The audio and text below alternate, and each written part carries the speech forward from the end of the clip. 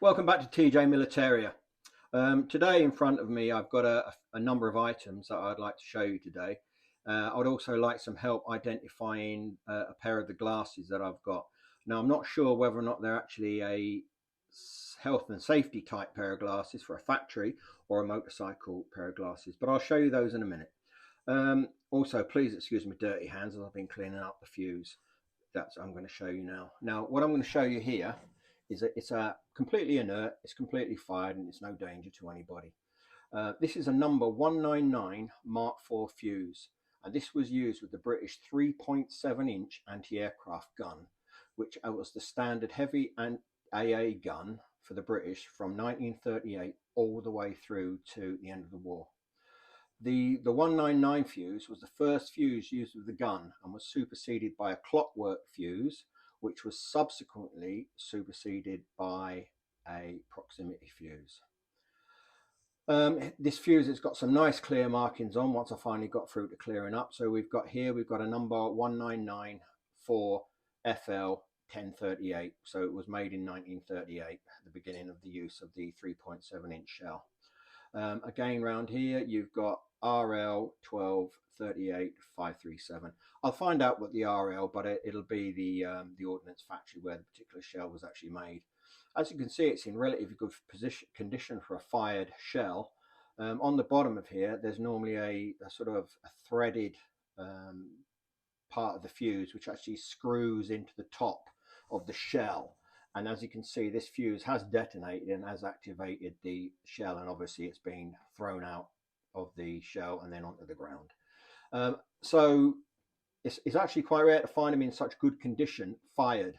So this is actually being fired at a particular aircraft, which I would think it would be, bearing in mind it's an AA shell. And yeah, there. So clean up even better than that, and that's just with, I don't know, 20 minutes of cleaning up. So some really nice markings on there. A fine example of a British fuse. Now the second one I'm going to show you, well, the second item is, yeah, it's pretty basic really, but it's again, they're completely inert, there's no powder inside them, is 303 rounds. Now these rounds are, again, these are, which is interesting, are head stamped RL 1941. All three are exactly the same. So this is obviously the same manufacturer as the fuse head. Now what makes these interesting is that these are actually got a disintegrating link, which means that they would have been used on an aircraft. Now I'm not sure what kind of aircraft that they would have been used on, but as you can see, nice clean, nice markings on all the disintegrator links and nice head stamp markings to the rounds. Problem with one of these heads here is it's a little bit crook, but you could probably replace that with another 303 round head. But you're looking at a lovely set of 3 inert 303 aircraft ammunition rounds. Now, third item I'm going to show you is one of my main areas which I'm really interested in, which is the 1944 jungle sort of era range of kit, which I've got quite a bit on the website if you're interested in that era, and I'm always looking out for new pieces to add to that particular part of the store and to my personal collection. Now what we've got in front of us here is a later version of a RBS 1954 pocket clasp knife. Now these were almost an identical copy of the original 1944 clasp knives, and these went all the way through to, I believe, probably in the early 80s of, you know, newer versions and obviously the old versions. But again, this one's nicely stamped 1954. We've got a code underneath, a stores code of 22B442. We've got a lovely crow's foot stamp down here, and obviously all of the joints around here. As you can see from this particular knife, it's in immaculate condition. I personally don't think it's actually been used. Opening the blade inside, you can see you've got a nice clean blade here. No damage to the blade, no nicks.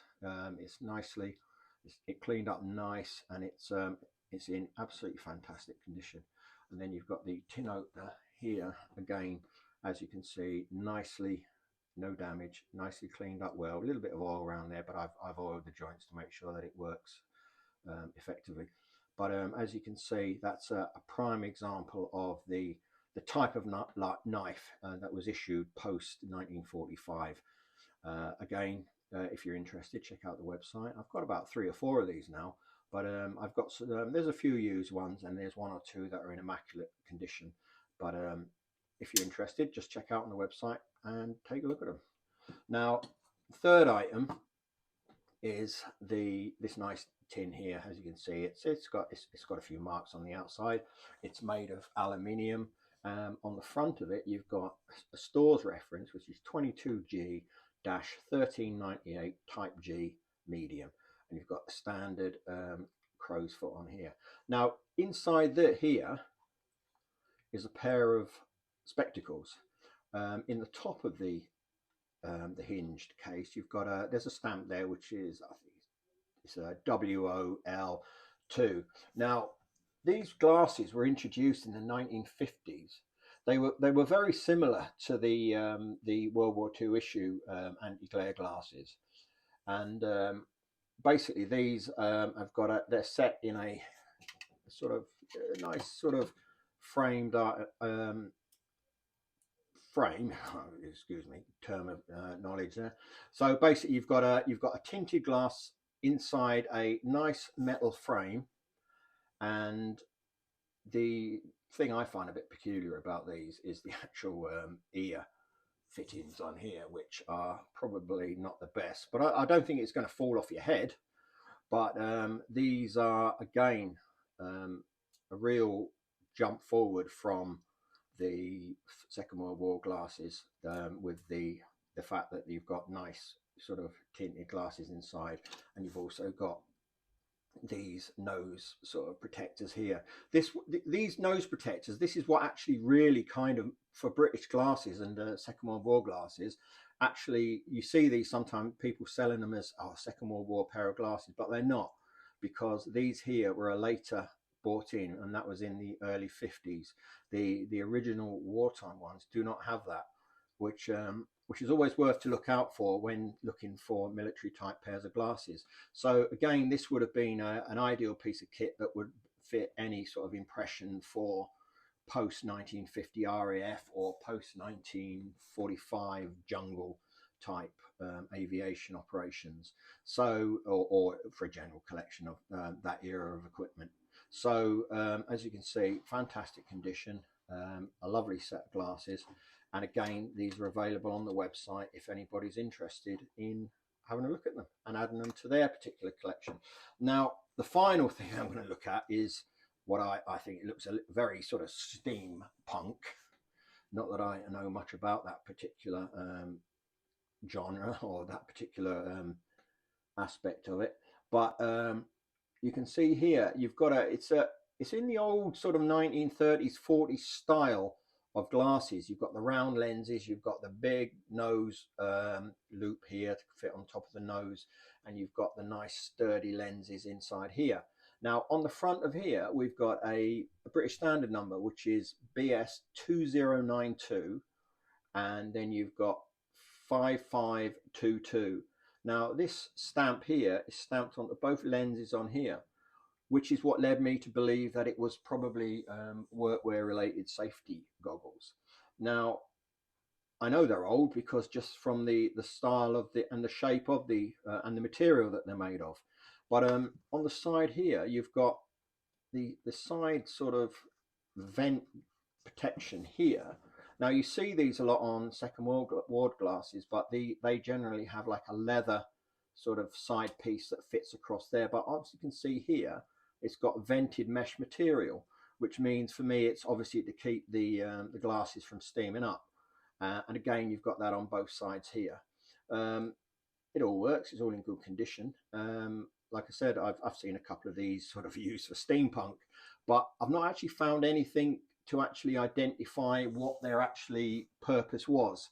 Now, I've also seen some people selling them as Second World War glasses, which in my personal opinion, they're clearly not.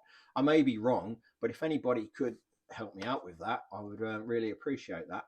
But again, all good to add to my military collection and my collectible store that I have, because obviously I've got a wide range of militaria, but I also collect tobacco related items, miners lamps, any miners memorabilia, and I'm always looking to expand into different parts of collecting collectibles.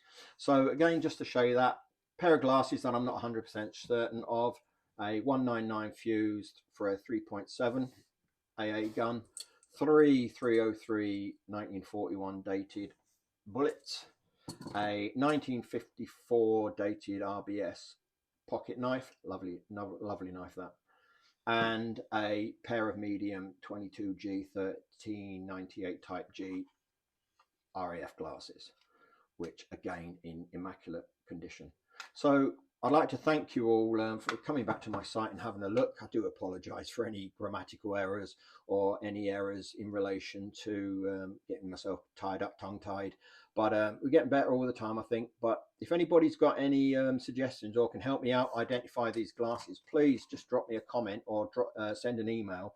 And if you've got any other particular items you'd like to actually talk about, just drop me in the email and let me know. So once again, thank you very much for coming back to TJ Militaria.